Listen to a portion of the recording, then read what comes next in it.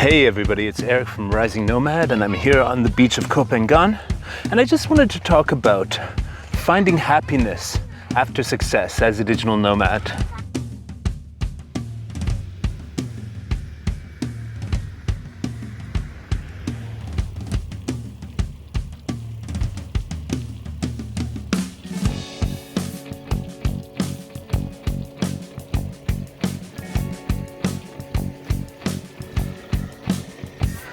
Because this is a topic that basically a lot of people struggle with.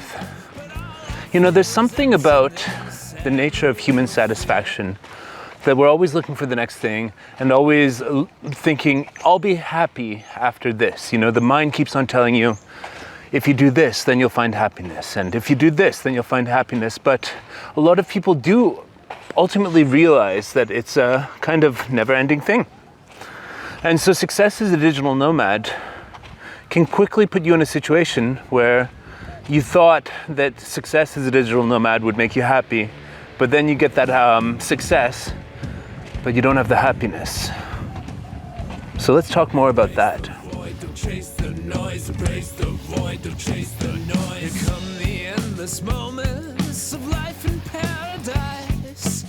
Everything is perfect now, but I don't feel nice. So the movement of being a digital nomad essentially came about when the internet got to the point where we could work remotely, and a lot of us were crazy enough to want to embrace that lifestyle as a full-time opportunity. Me, for example, I've been doing it since 2013, like full on, and I was experimenting for the lifestyle the 6 years before that. And basically, yeah, it's been great, and it's revolutionized the way that I live, the way that I relate with people, and given me the opportunity to go all around the world and experience all different cultures. Now, here's the thing. Studies have shown that people who have more choices are less happy. And compound that with the fact that you already decided that you were unhappy with the place that you were living and you wanted more. And so why are you surprised? Why is anybody surprised that digital nomads tend to want more and more and more, and that it's kind of a never-ending chase for that thing called happiness as a digital nomad? Now, mind you, we do have lots of really great experiences along the way. But I'd say that, you know, a lot of us are still missing something. And this lifestyle is not a recipe for happiness.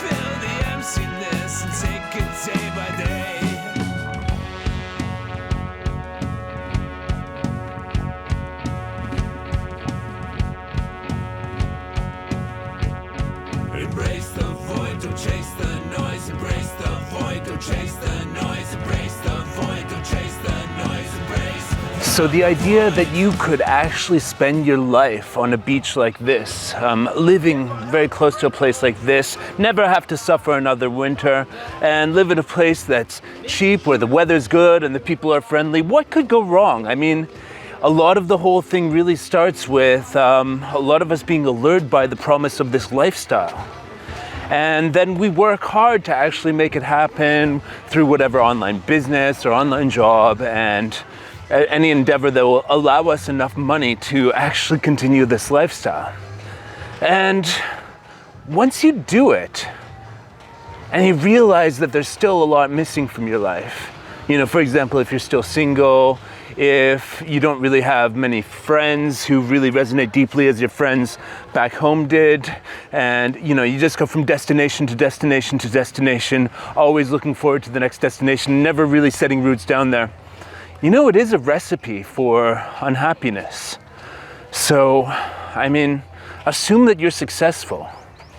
Assume that you actually have enough money to stay in a tropical island like this, beautiful tropical island where you can basically just wake up every day and go, wow, when you look around at all the palm trees, when you see the beautiful sunsets and all that sort of stuff.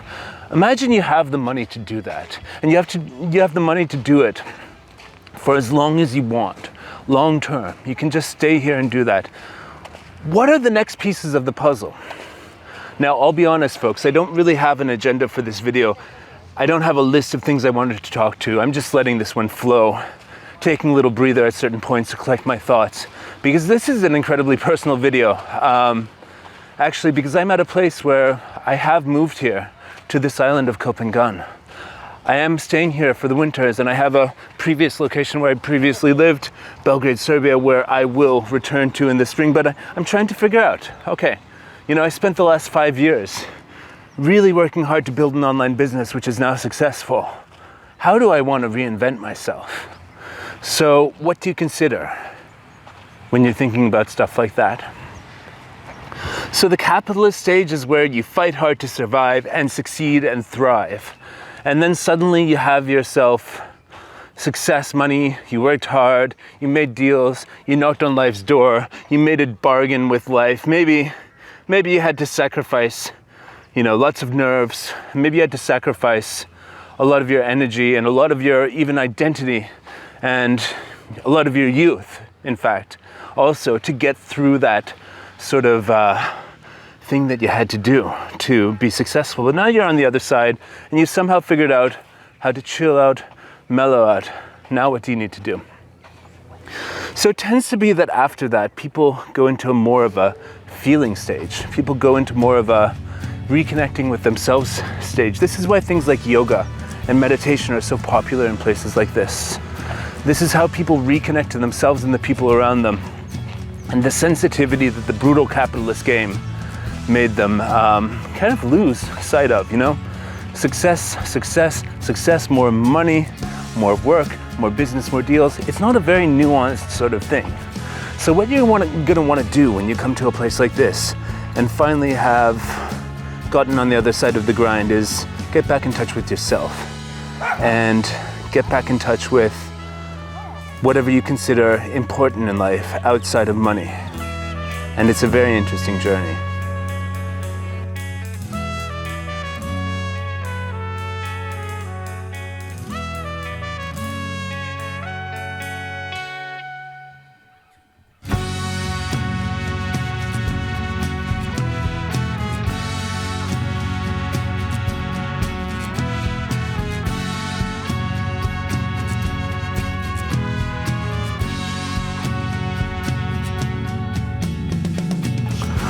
You might find that there's corners of your mind that you don't really want to go into.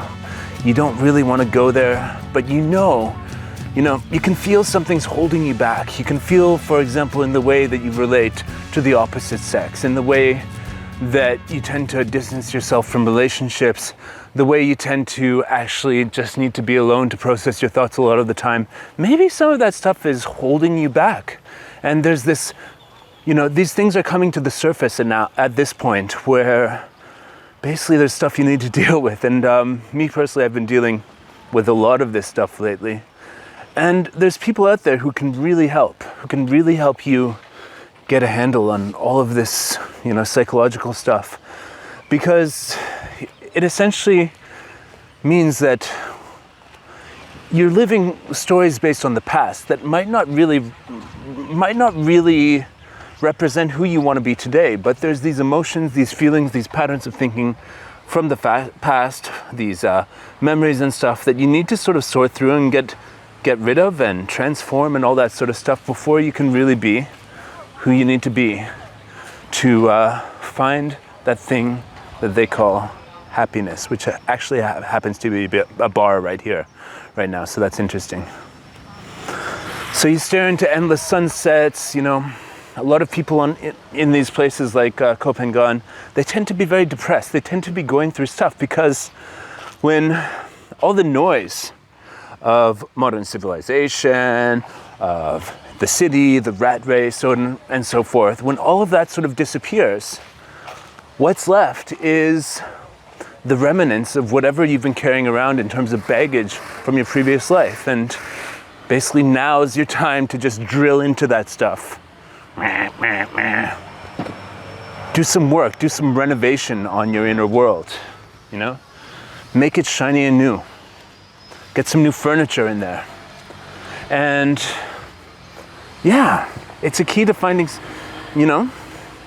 who you want to be in the future, what you want to do. Assume that you have enough money to live. Why do you wake up every day? You know? What's your further motivation? What's still lacking from your life? And how can you get that? You know, how can you fulfill that? Do you even need it?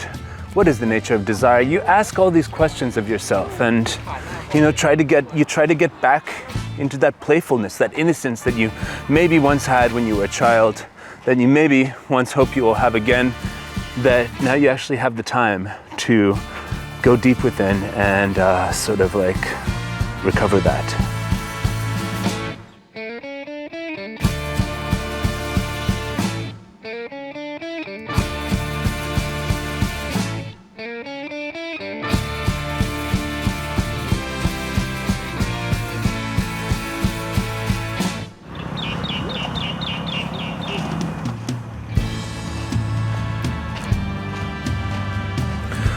So maybe until now you focused on, how to do well for yourself.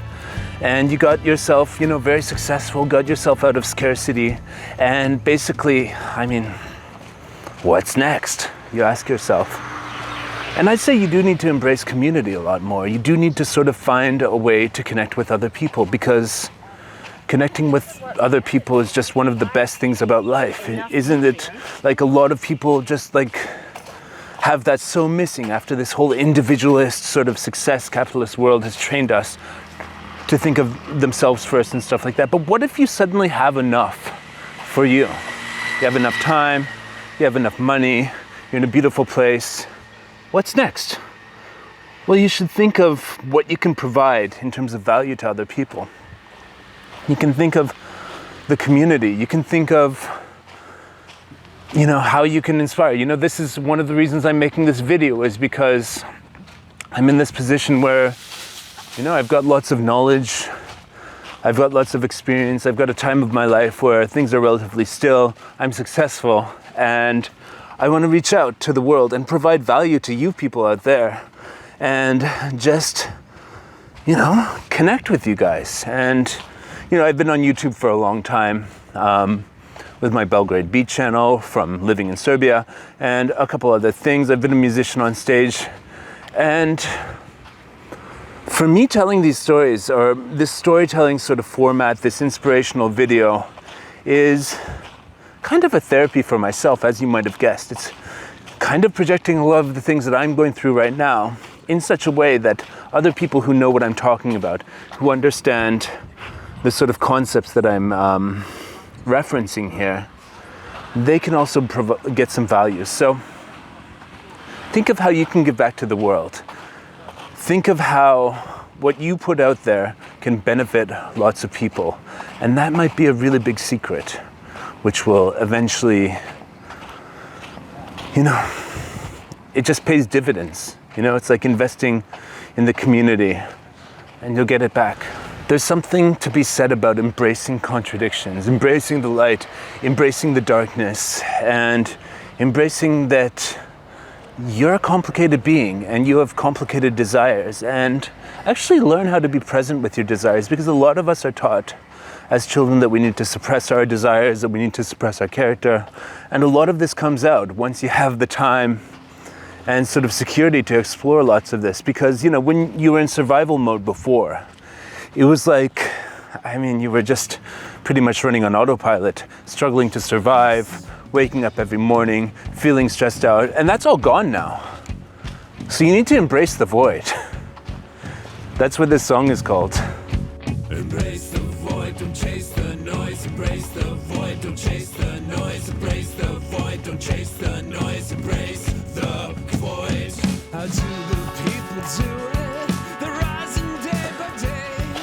And so, you embrace that. The contradictory, the darkness within you, the light within you, the sort of desire to be a person in the moment and have desires and embrace those desires and actually learn how to enjoy things with other people, share things with other people, enjoy, the tastes, the flavors of life, enjoy being present, being grounded. While at the same time, you can also have other sort of fantasies about what the future is going to look like, what you can build, what the next chapter of your life will build. Because well, the world's open for us. And if there's one thing I want to drive home about the opportunities open to us digital nomads, it's that we have all the opportunity in the world to build things like we have never built before, to help so many people, to bring prosperity and progress to communities that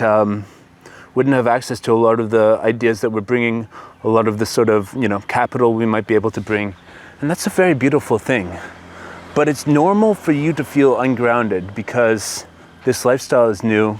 You've been uprooted from your upbringing and the place that you grew up, I'm presuming. And it's normal to be confused. It's normal to be seeking something more, even though you fulfilled your basic needs. And it's normal to dream of what's possible and to always want to make things better. And making things better comes from realizing this, from learning to humble yourself, accept more pleasure in every day, and get to the root of what you want for the future. Because you can live anywhere you want. You can have any sort of lifestyle you have. And as I said, people who have more options can sometimes be less happy. So I would say I'm going to leave it there, folks, because it's a journey that we all have to make ourselves. And it's a journey that we basically can make in contact with other people, next to other people, but we need to deal with our own mental state first and foremost, and then find people who will inspire us and people who will help us see the blind spots that are keeping us back. And so this has been a video from Rising Nomad, and I just wanted to say we're building a wonderful community online. You can check that out in the links in the description of this video and join us. There's different sort of levels and stuff to the community. Depends how much interaction you want. Do you just want to be part of a Facebook group, or do you actually want to be in something that's a little more intense and personal? So yeah, find more information about that below. Subscribe to the channel if you like it, and tell me what you think. Are you a digital nomad struggling with happiness after success? And how does that feel right now? Or have you gotten through a lot of that and you have something to share? Write it in the comments below. Thanks a lot, and I'm gonna enjoy the sunset a bit. I'll catch you guys later.